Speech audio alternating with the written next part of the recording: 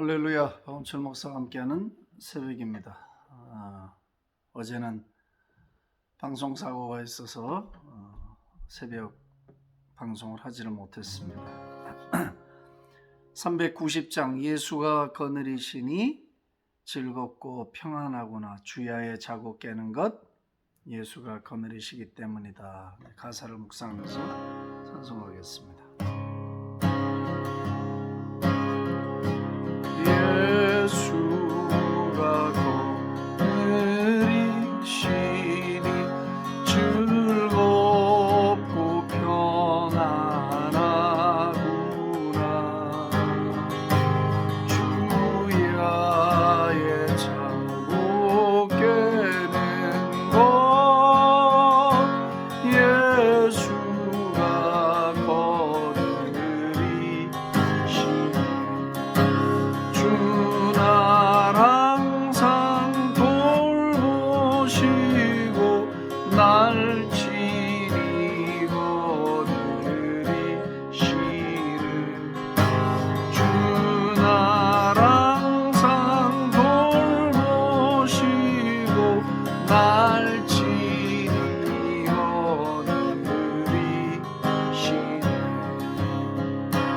때때로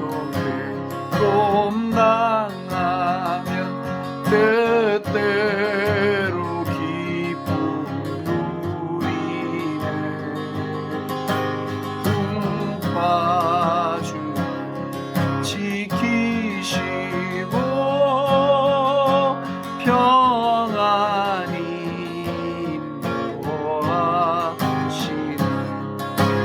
주 날 항상 돌보시고 날 친히 거느리시네. 주 날 항상 돌보시고 날 친히 거느리시네.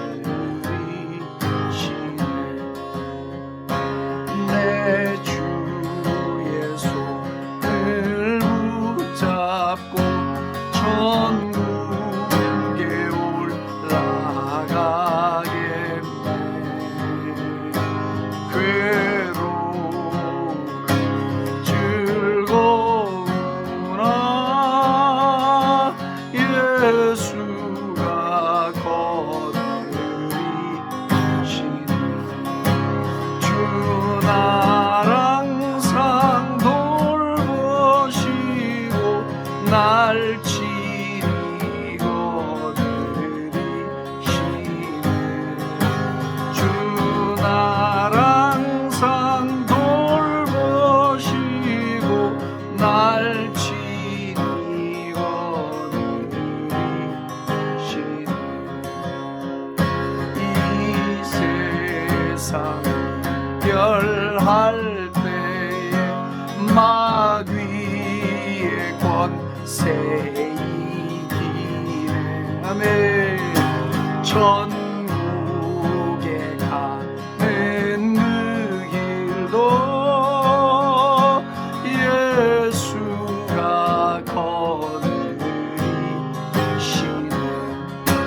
주 날 항상 돌보시고 날 친히 거느리시네. 주 날 항상 돌보시고 날 친히 거느리시네. 이 세상 별할 때에 마귀의 권세 이기네. 그렇습니다. 천국에 가는 그 길도 예수가 거느리시네. 주 날 항상 돌보시고 날 친히 거느리시네. 주 날 항상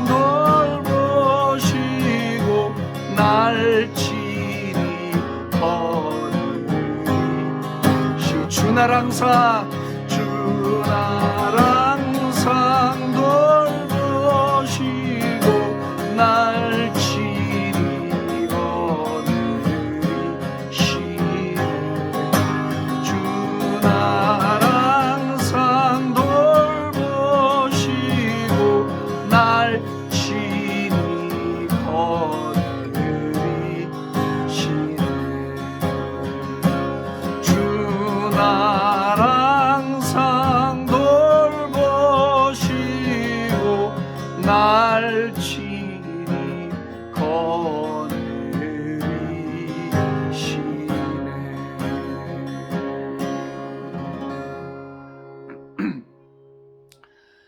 우리가 느끼지 못할 때에도 주님은 언제나 우리의 일생에 단 한 번도 우리 곁을 떠나시거나 우리를 외면하신 적이 없으십니다. 언제나 우리와 함께 하시고 같이 거느러 주시고 또 돌봐 주시고 친히 동행해 주시면서 우리의 기도를 응답하시고 우리의 연약함을 극복하게 해 주시고 위로해 주시고 천국 가는 날까지 4절의 가사대로 이 세상에 이별하는 날 마귀의 권세를 이기게 하시고 천국 가는 그 길에도 우리와 동행해 주시는 그런 주님이십니다.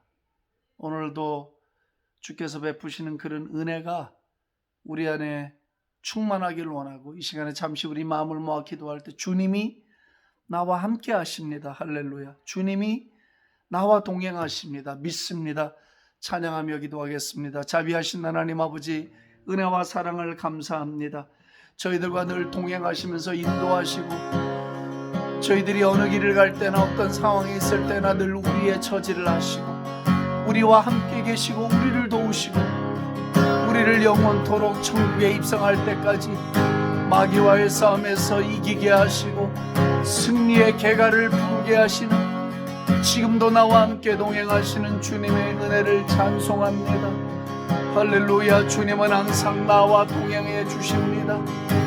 나의 삶에 계십니다. 나의 상황에 계십니다. 주님은 나를 이해하시고 나를 붙들어 주시고 나에게 복을 내리시나이다. 나에게 힘을 주시나이다. 나에게 응답하시나이다. 나에게 자비를 베푸시나이다. 할렐루야 할렐루야.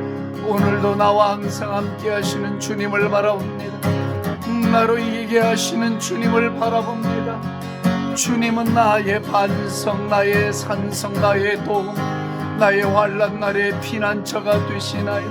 나의 구원의 능력, 나의 피난처, 나의 도움. 할렐루야. 그러므로 나는 주님의 은혜를 노래하리이다.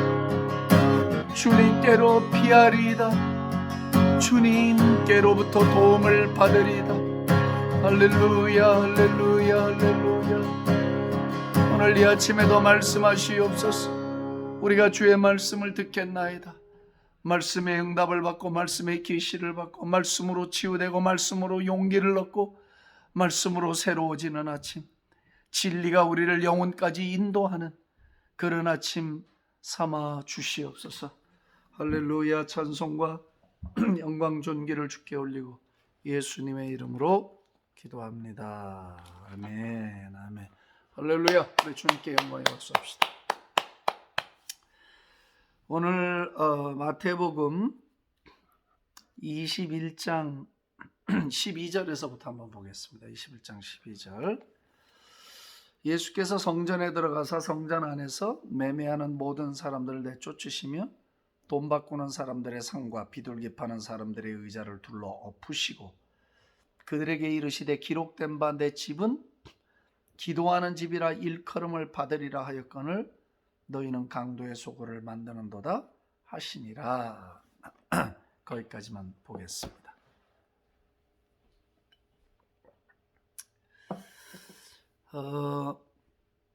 이 배경은 뭐 잘 아시겠지만 이제 디아스포라죠. 유대인들이 이제 오랜 세월 나라를 잃어버리고 다 흩어져 살게 됐어요. 그 이스라엘 주변으로 해서 북아프리카 또 아시아 쪽으로 또 사방 북유럽 쪽으로 이렇게 흩어져 살게 됐는데 유대인들은 이제 명절이 있잖아요. 유월절이 다가오고 또 장막절도 있고 오순절도 있고 속죄일도 있고 하는 이제 다양한 일련의 절기들이 있어요. 절기들이 있는데 그때면 다 예루살렘으로 모여드는 거예요.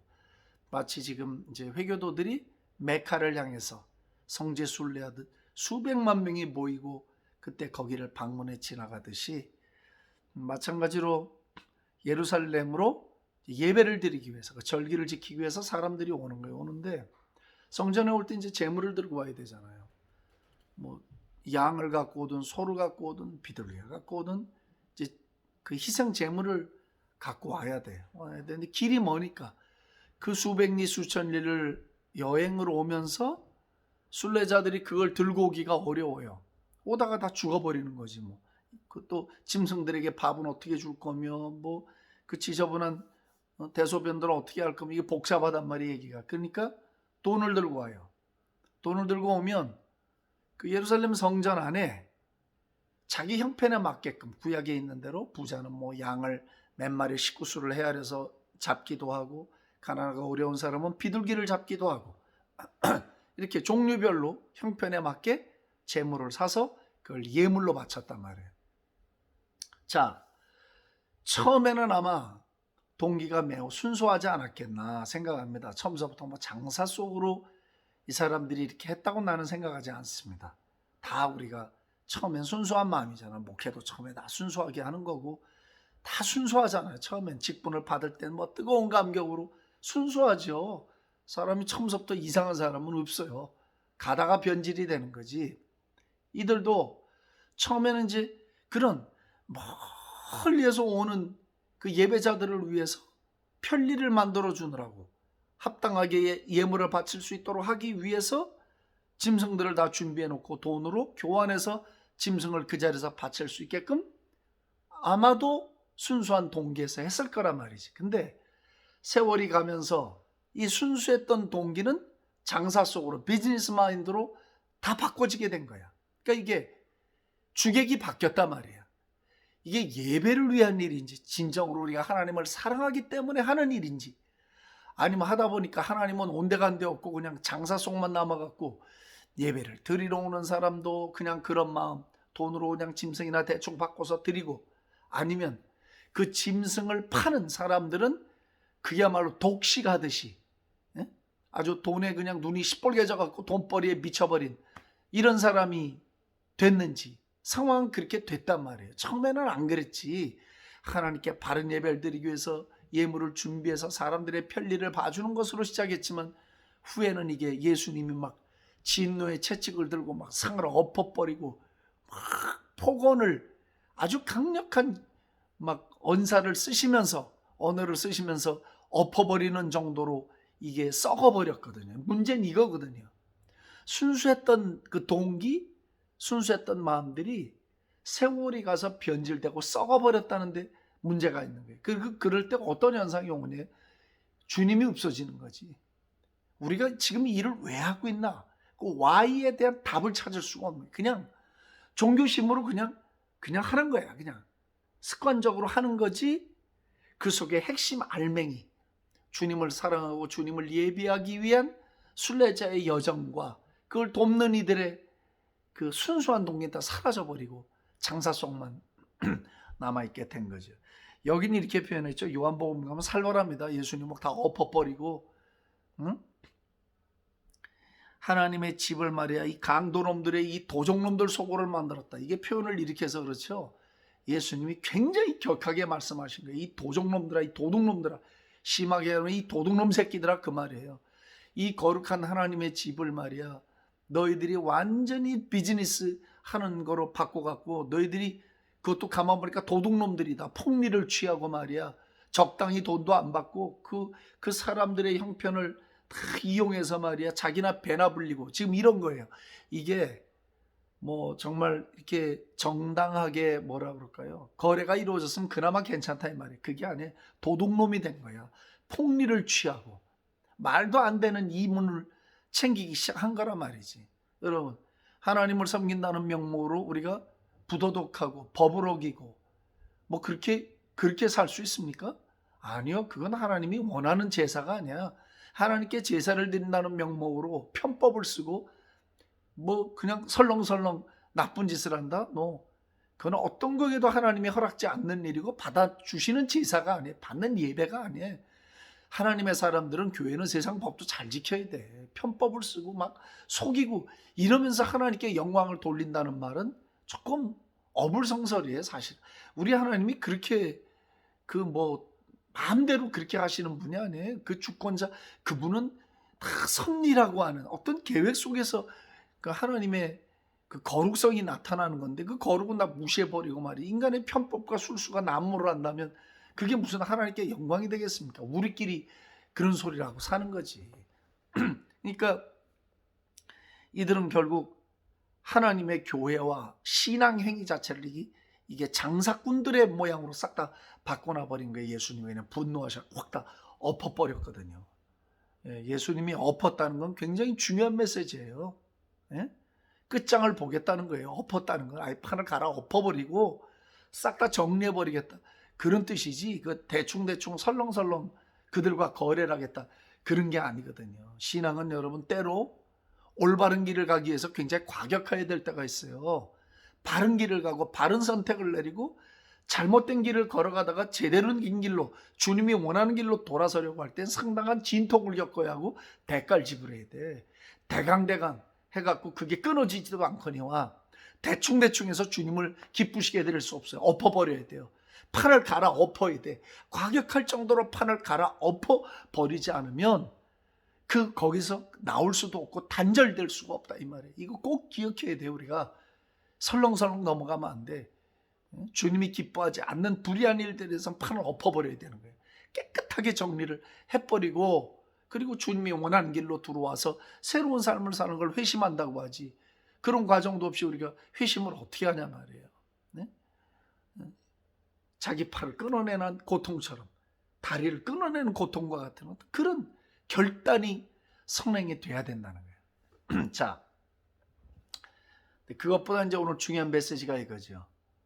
내 집은, 하나님의 집은 만민이 기도하는 집이 될 것이라고 이미 구약에도 예언을 해놨는데, 너희들이 구약을 읽으면서도 어찌해서 그걸 깨닫지 못하고 하나님의 집에 와서 장사를 하고 말이에요. 예배는 형식화되고 하나님을 중심으로 사랑하면서 그분의 얼굴을 구하고 기도하고 하나님과 대화하고 교제하는 일을 너희들이 왜 망각했냐, 이 말이에요. 자, 성경에서 유일하게 교회는 이런 곳이다, 하나님의 집은 이런 곳이다를 딱 명확하게 정리해 준 분이 예수님이고 구약의 솔로몬이에요.